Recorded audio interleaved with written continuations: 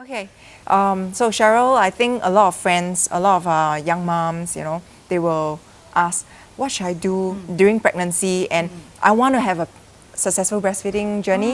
What should I do? Is there any preparation needed? Yes. Okay.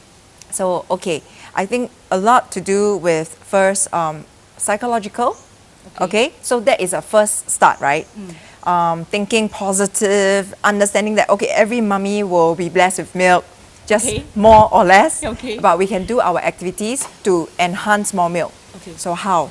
The last trimester, right, especially leading towards delivery, it's very important to activate our nipple.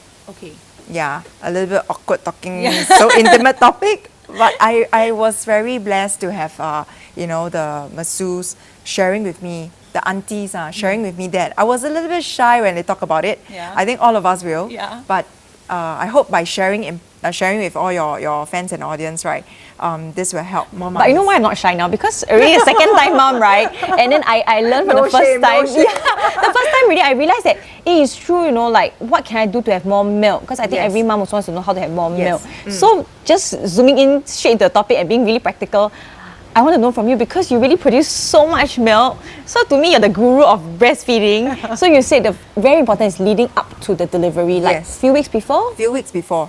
Yeah. So whenever I shower, I like to use warm water.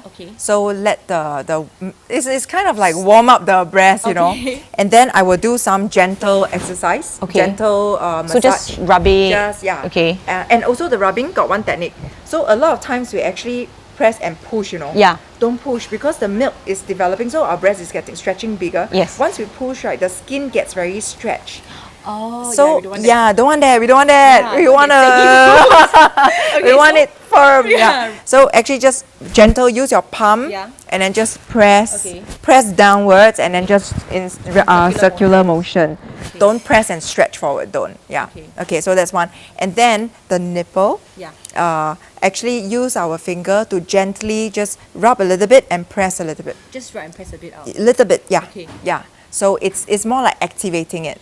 To improve the circulation to the nipple area, and sensation, so that when baby latch on, right, also the better the sensation, also it triggers back to our whole, So that's preparing during pregnancy.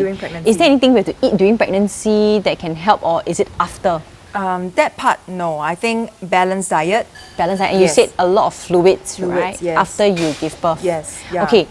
One problem I faced when the first few days when I was feeding Mark, right, was I didn't put any nipple cream at first. So after the second day, right, it started to crack and bleed.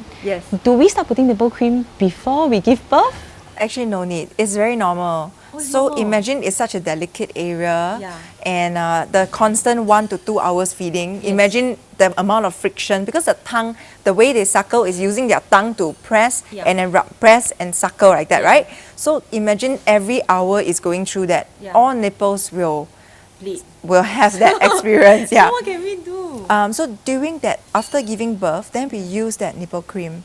So I actually feel that this Pure oil is very, very good, and because it's organic and it's safe, so I don't feel like if in case I forget, momong tong tong, I forget to wipe it and feed my baby, that is actually a very safe one.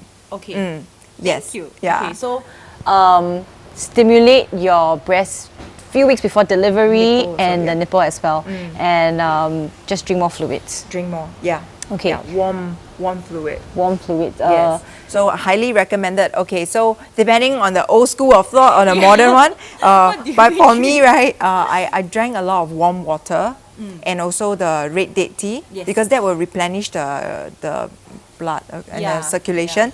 And then also I drank a lot of warm milk.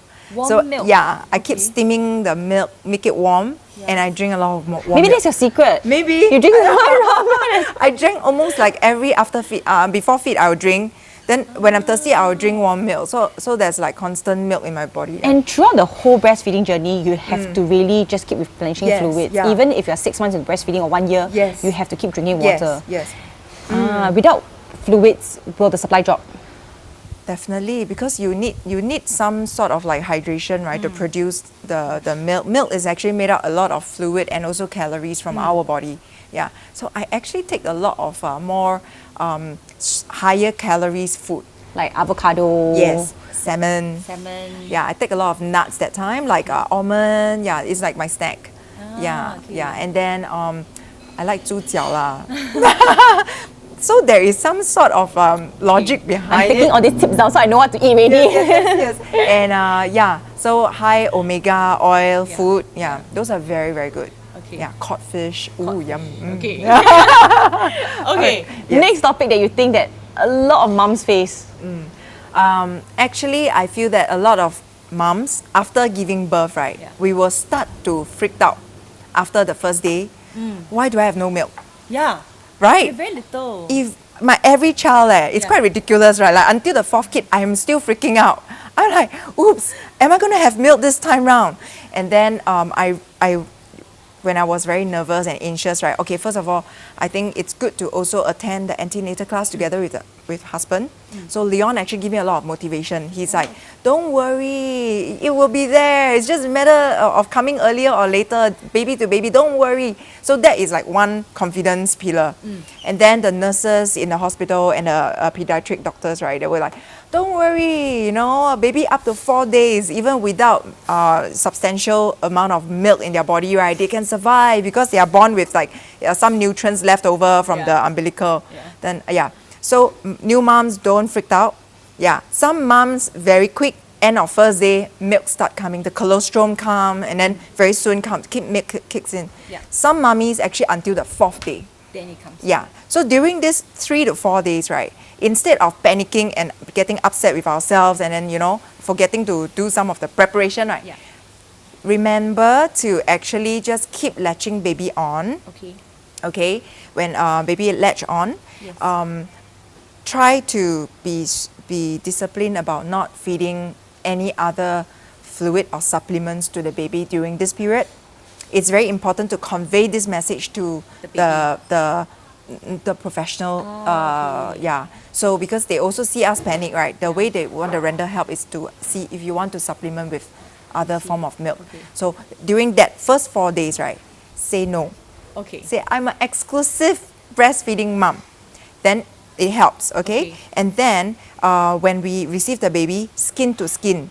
So every time when we latch a baby, right, skin to skin, look at the baby skin to skin and relax. And your milk will just come. It will come, yes. The body posture, the well-being is very important. So sometimes, actually the first baby, right, I tend to crunch up like that, because I'm trying to see if the baby is latching on properly, and then I'm straining it's like the whole body is like curling up to see if the baby is feeling.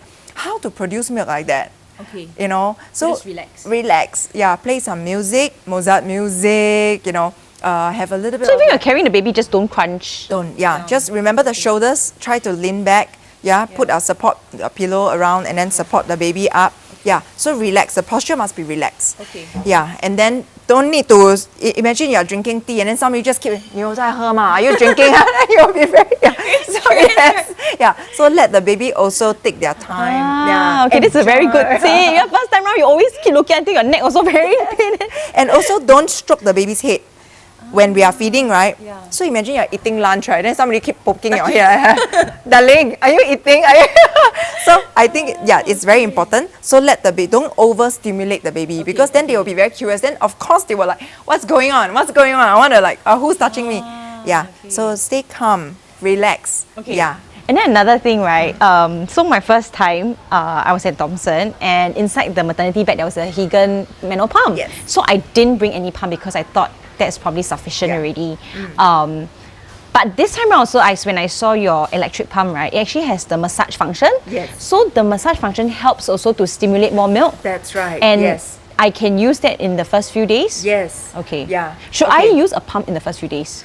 Okay, so for myself, right, the first 2 days, right, I actually prefer to go manual. Okay. Why manual, right? It's because it's your own comfort, your own speed. Because after all, electric pump, there will be a regular frequency.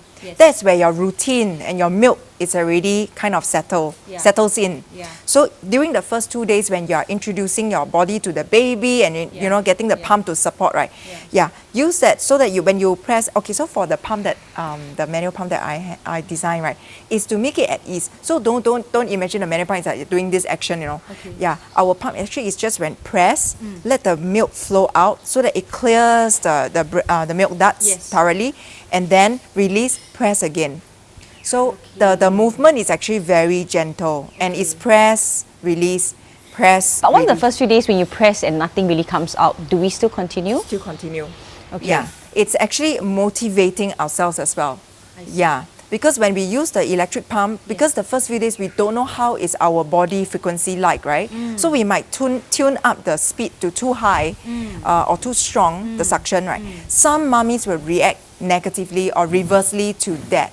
Okay. Yeah. So imagine like your milk have like, okay, I'm about to come out. Then after that, it goes in and suck again. So it's like the breast is confused. Like, am I supposed to flow out, or am I supposed to stop now?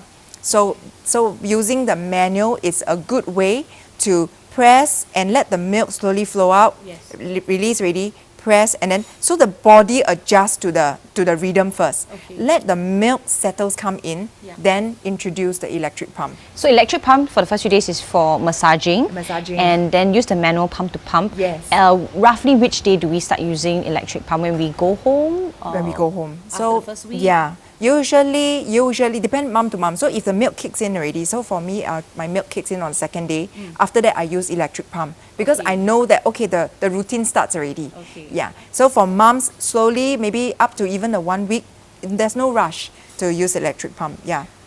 Okay, Yeah. thank you. I didn't know all this. Okay, I'm going to try it this time Yes, round. yes. And yeah, I hope that it will be a Yeah. smooth sailing breastfeeding journey. Definitely. Because I hear so many horror stories, you know, a lot of them say it's even scarier than labor in itself. So yeah, I'm really very thankful that we have Yvonne today. So thank you so much Thank for you for having sharing. me. No, thank you for sharing all this information. Thank you so much.